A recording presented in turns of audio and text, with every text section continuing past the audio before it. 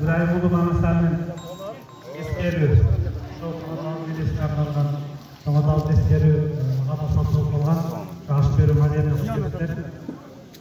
Бул аденди уюштуруулардагы ошол Чоңоталдын балдары, кыздары, келиндери, күйөөлөрү, неберелери, чөйрөлөрү башка болуп кызматын уюштурууна ушул айталы ушул күнгө насип эткен экен.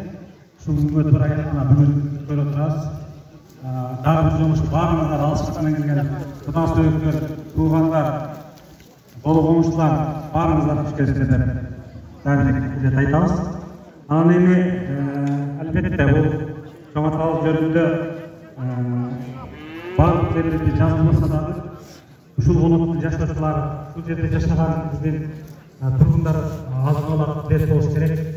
Аны менен чогуу иштешкендер, Чоңоталды өзү көрүп калгандар, кийинки жаштарга өнүгүү катары айта жүрө турган бир ескертүү сөзүбүз бар. Ошону айтып койгонбуз.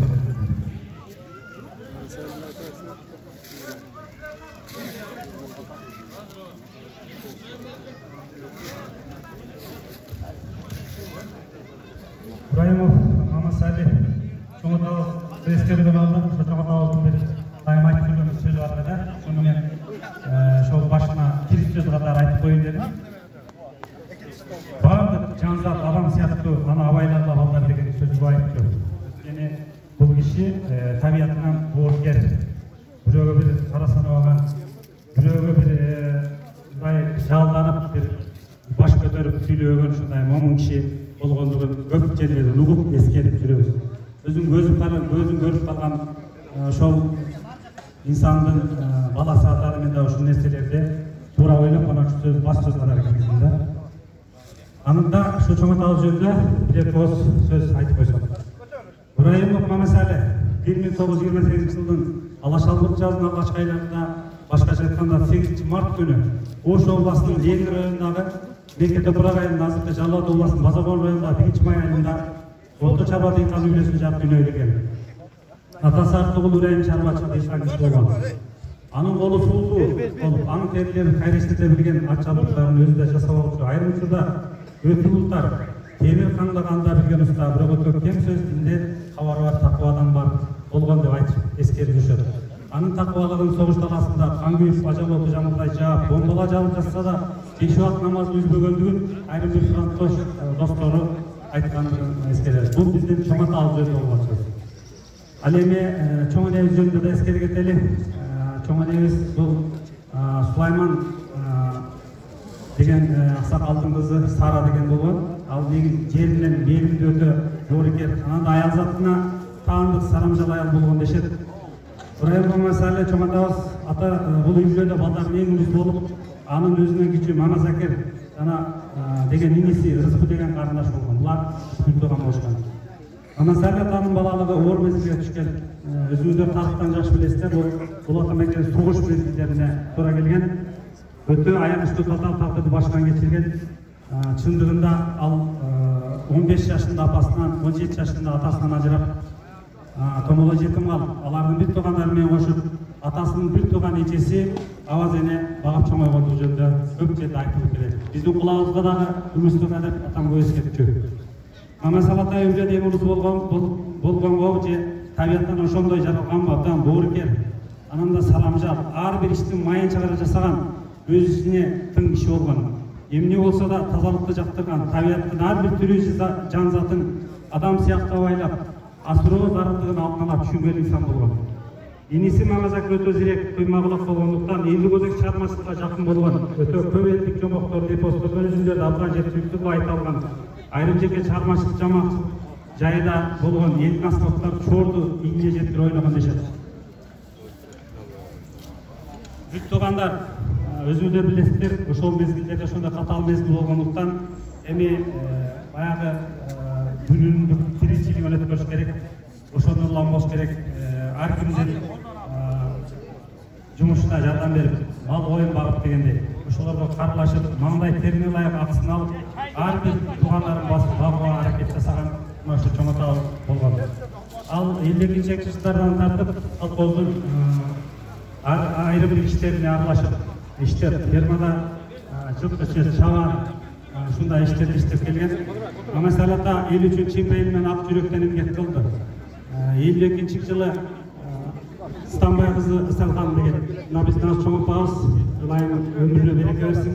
Şu чоң апабыз менен баш кошуп булар турмуш жолун баштаган. Ошол жерде жылкычы болуп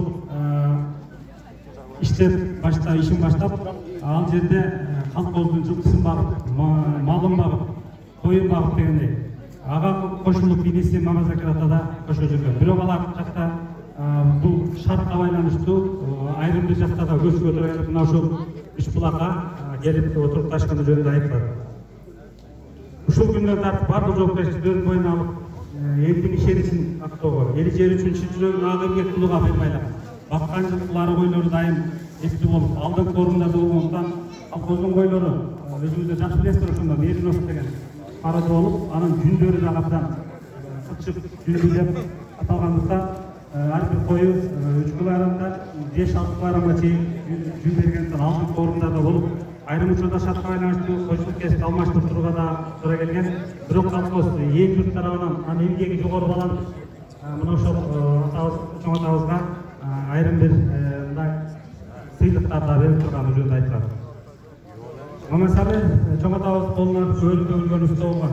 Майда иштердин майын чыгарып аткарып, анын кылган ишинен ар бир адам ашырланган, рахаттанган дешет. Бул багытта да элдин ак эмгегин кылып, көп жакшы иштердин күбөсү болгон. Кылган эмгегин эч качан акы сурабагандар айтылат. Эмне жумуш кылса да өзүндүкү башканыкы эместен чын дилинен берип иштеп жасаган. Мамасалыда коомдук өзгөрүүлөрдөн артта калбай, дайыма коомдук саясий жаңылыктар менен байбай таанышып, газета журналдардан калтырбай окуп турган. Үйүнө барып калсаң, газета журналдардын пачкасын көрөт элек. Ушул күнгө чейин мен кээде байкап калам, үйдөн жазып калган автокур кезинде Ала Тоо журналынын пачкалары бүгүндө турат. Чыгармачылыкка кызыккан жана аны кызыгып окуган окурмандык касиети да бар болуш керек. Болгон деп биз күбө болгонбуз. Мына биздин азыркы чоң апабыз, аталган чоң апабыз менен бирге булар 10 баланы өстүрүп чоңойтушту. Уул кыздарын окутуп, билим тарбия берип, элдин уул кыздарын кылгандыгын эл өзүмүздө көрсөттү. Учурлардын баары жогорку маалыматтуу, элдин жүгүн аркалап ар кандай тармакта эмгекке келе жатышат. Ибраев Мамасалы өмүр бою мал чарбасында жана колхоздо, ошондой эле коомдук иштерде ак дилинен эмгек кылды. Өмүрүнүн акыркы мезгилинде айылдык ошол өзү жашаган айылдагы мектепте багбан болуп иштегендигин баарыңыздар билесиздер. Ал ошол жерде иштеп жүргөндө артык алмалардын сортун өстүрүп, коом үчүн көп пайда келтирген. Анын эмгегин эл баалап, өкмөт баалап эл үчүн жасаган иштерин алдыңкы көчөрүшкө ээ болгондуктан колхоз тарабынан дагы, өкмөт тарабынан дагы, жергиликтүү эл тарабынан дагы жакшы баалар берилген. Жана алкыштары жараланып, кээде акчалай сыйлык турушу сыйлыктар берип турган. Анын жергиликтүү жасаган эмгегин эске алып, кийинки муундар үчүн өмүрү өнүгө кисем катары, ар дайым билим берүү тарбиялоо багытында үлгү катары такай айта жүрүшүп колоттун тургундарынын кийинки муундардын милдети деген ойду баса белгилеп кеткиз келет. Көңүл бурандар үчүн чоң рахмат. Эми сөздү мына ошол бүгүн ашык өткөрүп жатат биздин аксакалыбыз Аллекеме берсем. Аллекемедеки досторубуз болсо урматтуу көрөрмандар, аш ушул таятам Мамасалыга агаларым аш берип атышат, аш уланып жатат. Эми ушинтип азыр мындан кийин катма окулат, анан конокторго бөлүнөт. Ошол ата салт экен. Ушул агаларым таятам Мамасалы Ибраим уулуна бүгүн ушинтип аш берип жатышат. Ушул окулган Курандар, ыксандар ушул соогуна жетсин. Бардык ата бабаларыбыздын жаткан жери жайлуу топурактары торко болсун.